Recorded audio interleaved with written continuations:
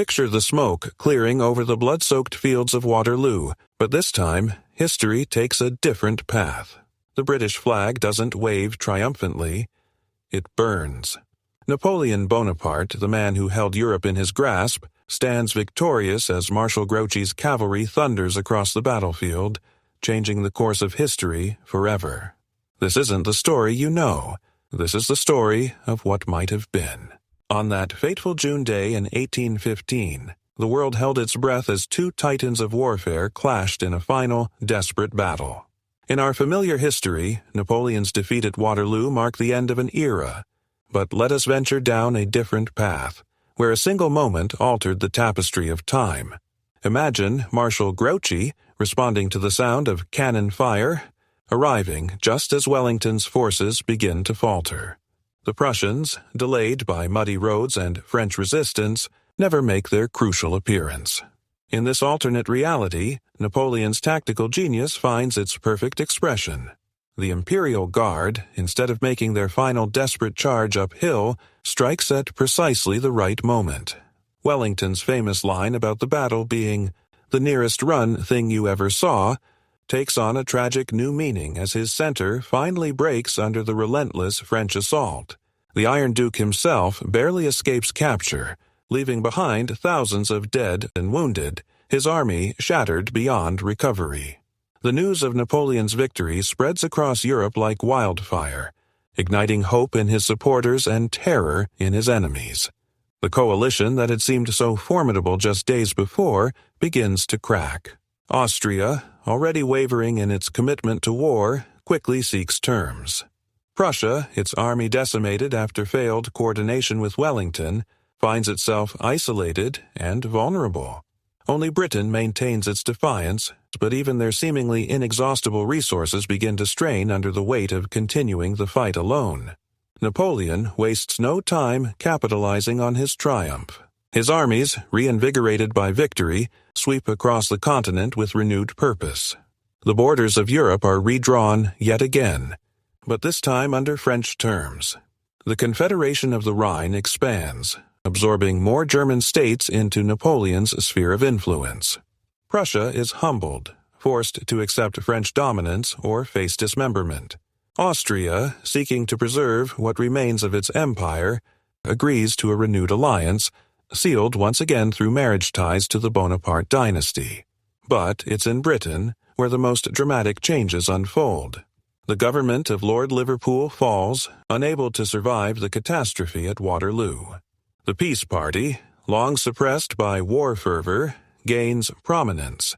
British merchants, facing the reality of a continent united under French control, begin pressuring for accommodation with the new order. The continental system, Napoleon's grand economic weapon against Britain, finally begins to show results as European markets close to British goods. In this new world, French becomes the language of diplomacy and culture across Europe. The Code Napoleon spreads its influence, standardizing law and administration from the Atlantic to the Vistula. Revolutionary ideals, filtered through Bonapartist autocracy, reshape society. The old aristocracies find themselves forced to adapt or face extinction. A new nobility, based on merit rather than birth, rises to prominence, though always under the watchful eye of Paris. The consequences ripple far beyond Europe's shores. In the Americas, the United States faces a resurgent French presence. Louisiana, instead of remaining an American purchase, becomes a springboard for French influence in the New World. Spanish colonies, their mother country now firmly in Napoleon's orbit, take a different path to independence. Brazil, hosting the exiled Portuguese court, becomes a British protectorate, the last holdout of British influence in a changing world. In India, the balance of power shifts dramatically. The French, operating from their bases in Pondicherry and allies in Mysore, challenge British dominance on the subcontinent. The East India Company, already strained by wars in Europe, finds itself fighting a losing battle against French-backed Indian princes. The jewel of the British Empire begins to slip from its grasp. Yet Napoleon's victory brings its own challenges. Maintaining control over such a vast empire proves increasingly difficult. National aspirations, temporarily suppressed by French power, continue to simmer. The empire's need for soldiers and resources creates resentment, even among its allies.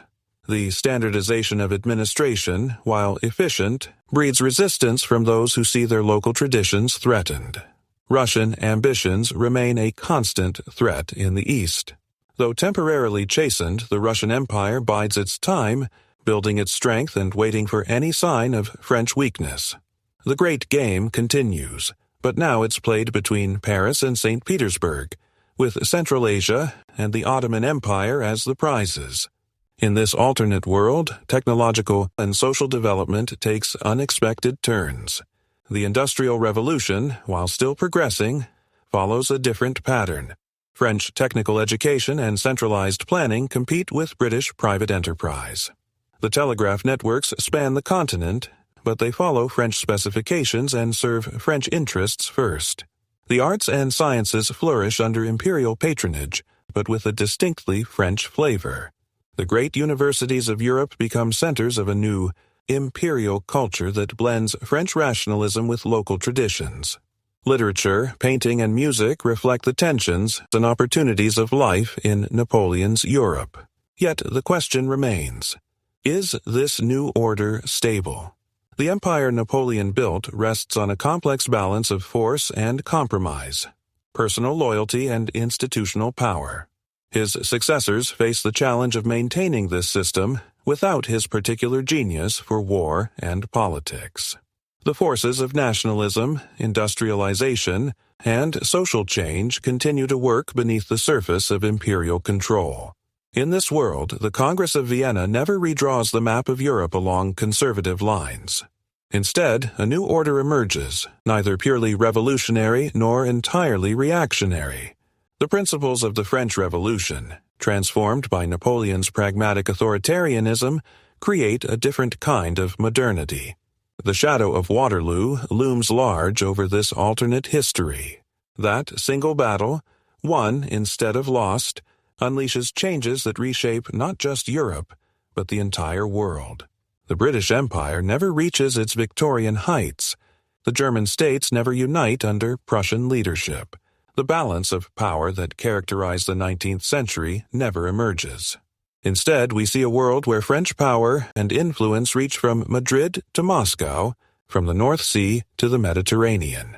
A world where the ideals of the Revolution, filtered through Napoleon's ambition, create a different path to modernity.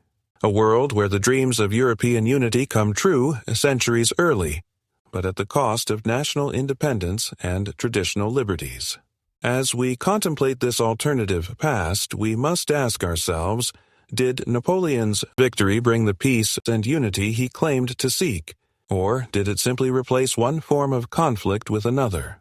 The empire he built stands as a testament to human ambition and the power of individual will to shape history, but also as a warning about the costs of such ambition. The burning British flag at Waterloo marked not just the end of one era, but the beginning of another.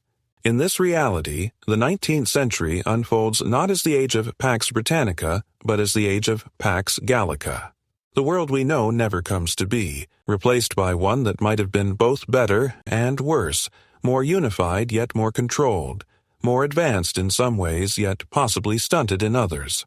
As the sun sets on this alternate history, we're left to ponder the eternal questions of power, liberty, and progress. One man's victory at one battle on one day changed everything. The world that emerged from the smoke of Waterloo was forever altered, its path diverted by the turn of fate and the decisions of those who sought to shape destiny. In the end, we're left to wonder, in this world where Napoleon triumphed, did humanity win or lose? The answer, like history itself, remains eternally complex and open to interpretation.